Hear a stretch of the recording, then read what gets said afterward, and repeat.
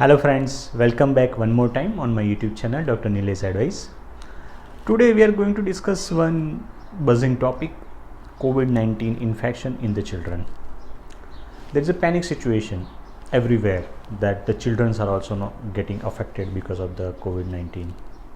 So how is the situation? How serious is the situation? What are the symptoms? How you can recognize this is a COVID-19 infection? When to go to the hospital, what are the treatment options are available. All these things we are going to discuss today in this video. Just few days before, I have one child who is 6 months old. There was one visitor who was suffering from the COVID. Later on they came to know that he is suffering from the COVID, and this child has started some symptoms. Now imagine 6 month old child, parents are quite tense. It might be COVID, it might not be COVID, and if it is COVID, then what are the symptoms and how to tackle with that one. Child is very small, just a 6 month old. What is to be done? So I'm going to discuss all this thing today in this video. And this child, yes, 6 month old child, we have treated. Child was very good, happy. We have discharged. Child was in the isolation with the mother.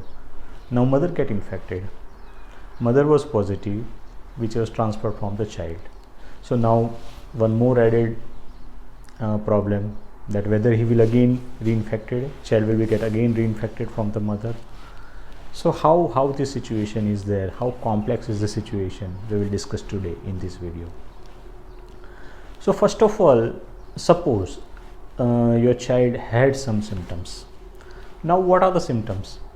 So unlike in adults, where the symptoms are more of the respiratory, like the high grade fever, running nose, cough, in the children symptoms are totally different.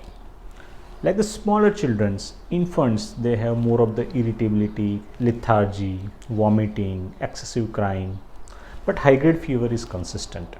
So whenever high grade fever is there, high grade fever means like more than 102 temperature is there, that is considered as a high grade fever in our terminology. Definitely requires the medical advice. Bigger children, like the 2 to 8 years of the children, they have the symptoms like the vomiting, they have the symptoms like the abdominal pain, they have symptoms like the loose stools with the high grade fever.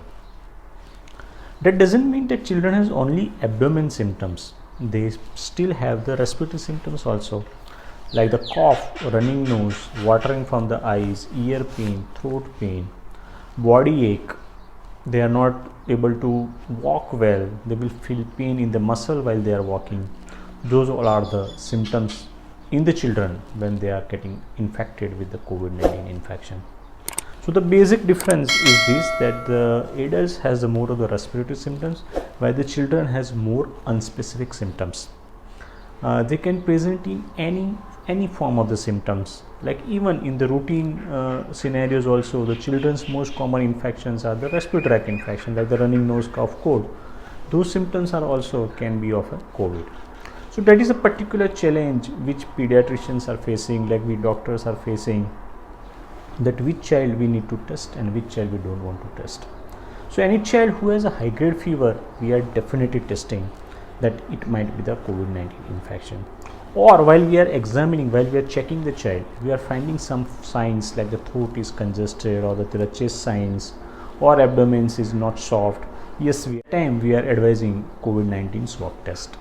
So whenever we are asking the parents that get the COVID-19 swab test, then the immediate reply from the parents, we are not going out, no one is suffering in the family. So is it really necessary to get the COVID-19 infection swab test? My answer is always like this, that it is a respiratory infection, it is a airborne infections. So even if you are going out or not, if you are in a contact or not, but the virus can come to your house, virus can visit you, and it will infect your nasal mucosa, respiratory mucosa, and the lungs.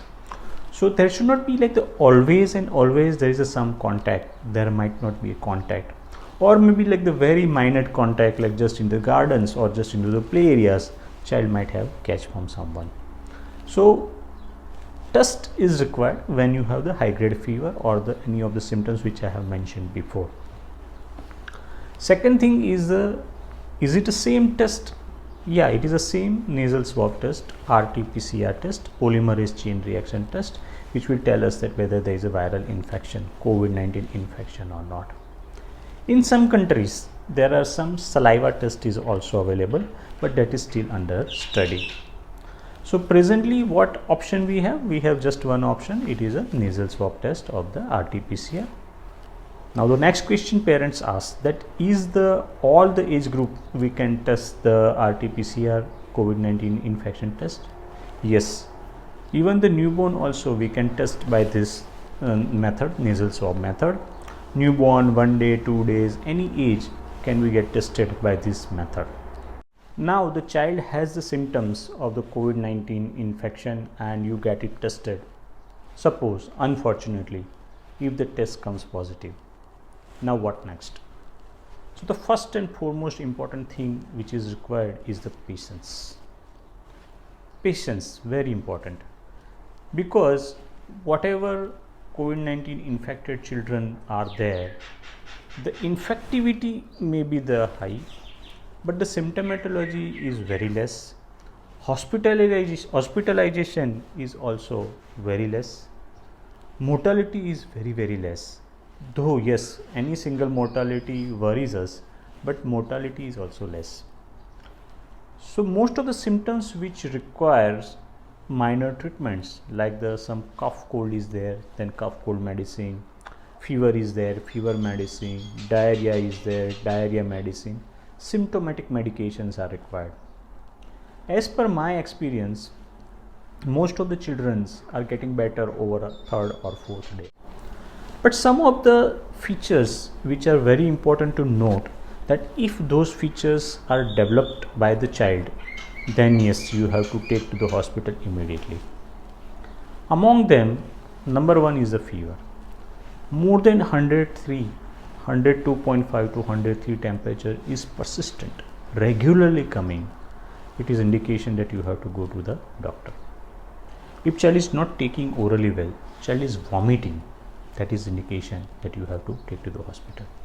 Child is very dull, lethargic, low urine, indication to go to the hospital. Eyes are getting red, both the side of the eyes are getting red, that is indication that you have to go to the hospital.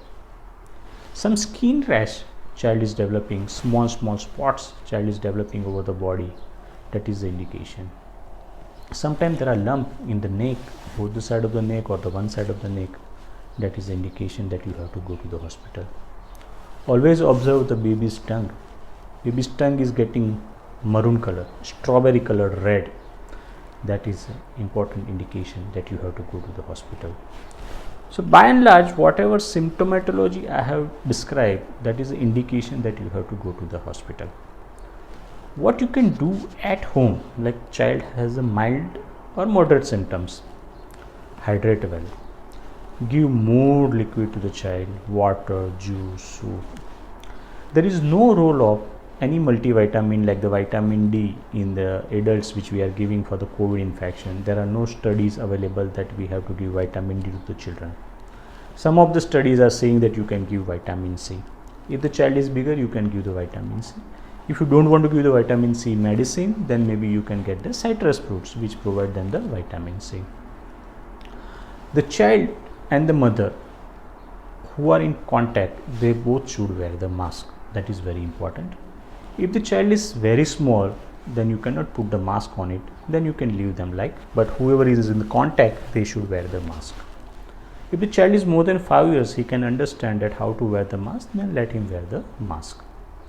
Hydration, rest, isolation, those are the very important measures, and the symptomatic medications like the fever medicine, cough cold medicine, diarrhea medicine, vomiting medicine, that is fine.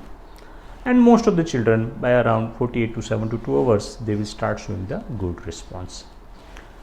If the symptoms which I have mentioned before, those are known as red flag symptoms, you have to go to the hospital and get it checked. Maybe some blood investigation will be required. Now in the adults, they are doing more of the CT scan. So do the children also require the CT scan? Not routinely, not very commonly, because the respiratory symptoms in the children are less and many children are not developing that breathlessness, so CT scan chest is not recommended. Among the children, most of the medications we cannot give, like the Remdesivir. You might have heard the name of this medicine, Remdesivir, that cannot be given in the children. Tocilizumab, very less indication in the children. Vitamin D, less indication, or the heparin blood thinner, very less indication in the children. So most of the medications are not used in the children.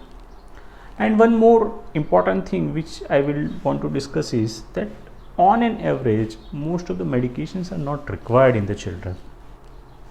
Another thing, now though about the vaccines. So parents are also concerned that we took the vaccine, but what about our children, when the vaccine will be available?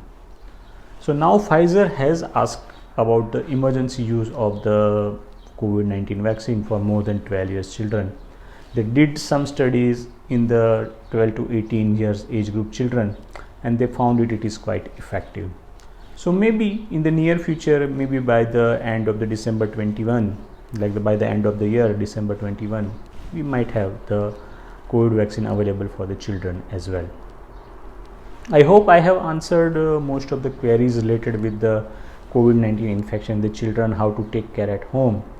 If you still have any questions, any doubts, you can put into the comment box. You can share this video with the other parents, so they will also be calmed down, because now there is panic situation among the parents. And if you are first time on the YouTube channel, then you can subscribe. If you like this video, you can like as well. Thank you very much.